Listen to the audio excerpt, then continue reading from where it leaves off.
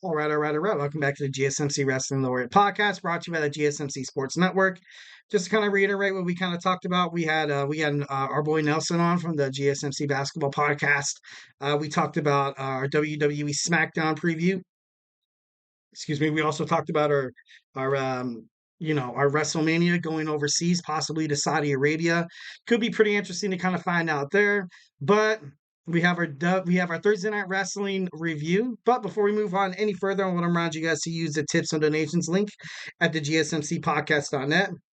Go ahead and ask some questions. We get a number of questions that come in during the show from viewers like you. So to ensure that your question gets read on air in front of millions of people, remember to use that link. Tell me what you like. Give a positive review, a negative review if you have to. But here at the GSMC Sports Network, we do love peace, love, and positivity all the way 1,010%. And once again, guys, honestly, it really does help the show. The show is a hell of a lot better with you guys interacting into it. I love to hear the voice of the audience, the crowd.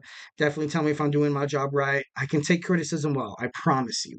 I promise you I will only cry for about 10 minutes. Promise. Just kidding. So, yeah, that was talking about the tips and donations link. So let's go ahead and move on. So we have the Ring of Honor. We're going to talk about Ring of Honor first. We got our Ring of Honor television champion, Kyle Fletcher, defeat Montego in a proving ground match. Obviously, we kind of saw this coming recently. Kyle Fletcher has been absolutely impressive during, as of late.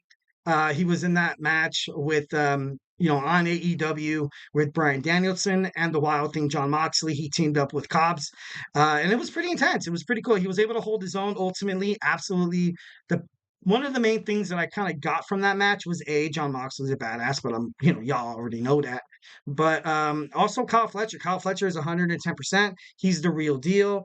Obviously, he has the Ring of Honor Television Championship belt, so there's no doubt in my mind that he will challenge for the Ring of Honor World Heavyweight Championship, or perhaps maybe he could be an opponent for Swerve Strickland heading toward some of the summer pay-per-views going on. So definitely something cool to check out. We had Jay Lethal and Santam Singh defeat Dark Order, which consists of Evil Uno and John Silver.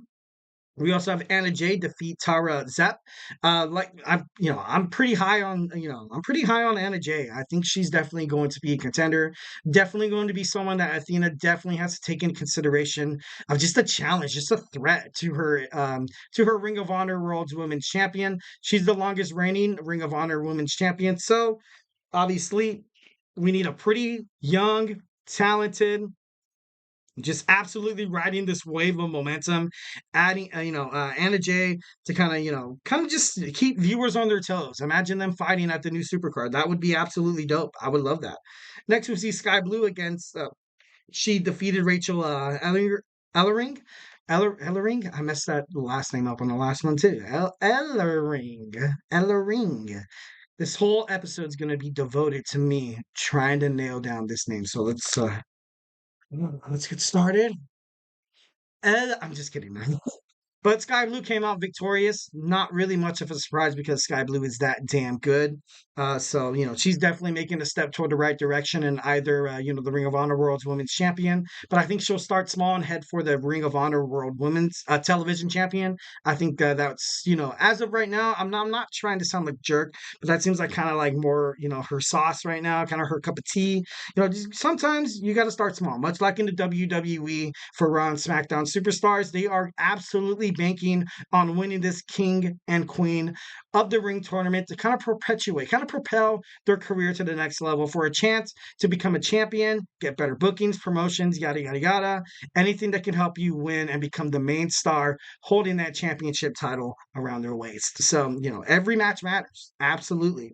Next, we have Action Andretti and Darius Martin defeating John Cruz and Levi Knight. We also have Ring of Honor Tag Team Champions, The Undisputed Kingdom, Matt Taven.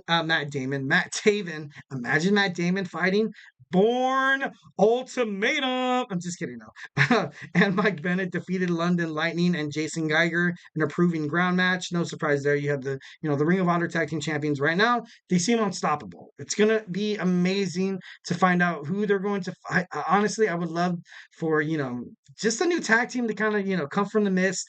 But then again, I don't know. They're pretty darn impressive. So we also have the Ring of Honor Women's Champion Athena versus Nicole Matthews in a proving ground match. Ultimately, you guys could, kind of expect what happened. Athena put Matthews in a crossface until the bell rang, and of course, you saw the Queen Aminata come down for the save. Kind of hinting at perhaps a Queen Aminata and an Athena match, heading toward the future. So yeah. So next we're gonna talk about our TNA Impact. TNA Impact was absolutely crazy. You had the greatest tag team match in Impact Wrestling history going on.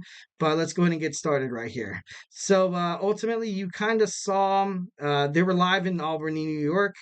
Zaya Brookside, she lost to Ash by Elegance.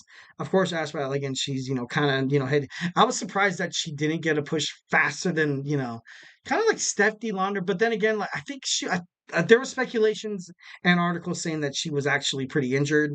So, yeah, next we saw Leon Slater defeat Alan Angels.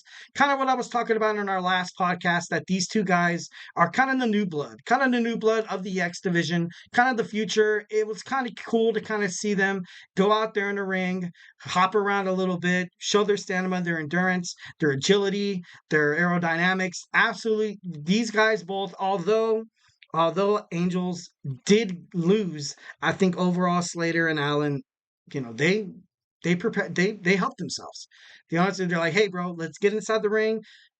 Doesn't really matter who loses, because this match is going to be badass. We're going to show promoters, we're going to show everyone in the TNA why we are the future. So definitely love the way that match went. Yeah, it's pretty good stuff. We had Frankie Kazarian defeating Steve Macklin. Pretty crazy. And we saw a Mike Santana interview with Tom Hannafin. So, yeah, honestly. And then the Champions Challenge match, that was absolutely awesome as hell. It was pretty crazy. Honestly, the Team All-Stars defeats the TNA Champions with the standing ovation from Joe Hendry to Brian Myers. Absolutely pretty crazy. After the celebration, PCO comes out to the ring to Stephanie Launder, and he brings a rose out and and a black bag, and TNA went off the air. But what a romantic that PCO is! What a don't you want a man who looks like PCO? I would love a man who looks like PCO. Just kidding, no, but he's I'm sure. It's a lot of heart. He has a good personality. But ultimately, the All Stars won. Kind of knew this was going to happen. Kind of talked about it in my YouTube short, that if you would have the TNA champions kind of win this match, it would kind of draw everyone in the other team, the All Stars, kind of dead, so to speak. And it might be a little harsh, but I'm just trying to speak the truth. The reason why they kind of had these TNA All Stars win was most importantly for TNA's Against All Odds. It's going to be a pay-per-view at the end of the month, so you kind of have to book matches for that. This honestly booked up. There was 8-on-8. It booked about, well, you had two tag teams, so that's four people gone. So you basically now have essentially like six matches lined up, and ready to go for Against All Odds. So yeah, honestly, this I think TNA did it right, and yeah, definitely looking forward to Against All Odds. Well, guys, don't go anywhere. We're definitely going to talk about our next segment. We have the Ultimate King of the Ring continues. Recently, I narrowed down the Sweet 16 into the Elite 8. So, hey, guys, don't go anywhere.